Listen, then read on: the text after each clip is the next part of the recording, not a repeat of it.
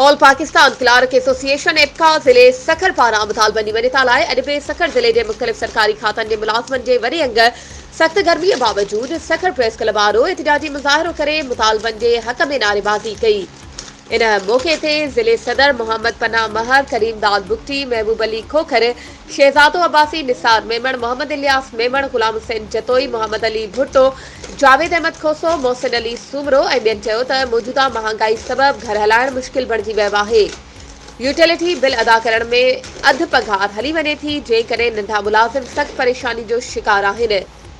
असां वफ़ाक़ी ऐं सूबाई हुकूमतुनि खां मुतालबो था करियूं त माली नए साल जी बजट में मुलाज़िमनि जी पघारुनि में 200% इज़ाफ़ो करण सां गॾु medical allowance, convince allowance, house rent 2024 जे हिसाब सां ॾिनो वञे। अकाउंट क्लार्क जे पोस्ट अपग्रेड करण समेत ग्रुप इंश्योरेंस ॾिनी वञे, जॾहिं त म्यूनिसिपल मुलाज़िमनि जूं पघारूं ऑनलाइन करण सां गॾु सनकोटा बहाल करे मुलाज़िमनि में पखिड़ियल बेचैनी ख़त्म कई वञे। वधीक ख़बरुनि ऐं अपडेट्स जे लाइ असांजे चैनल खे सब्सक्राइब कयो ऐं हा, बेल आइकन खे प्रेस करण न विसारिजो त जीअं असांजी हर नई अचण वारी वीडियो तव्हां ताईं पहुची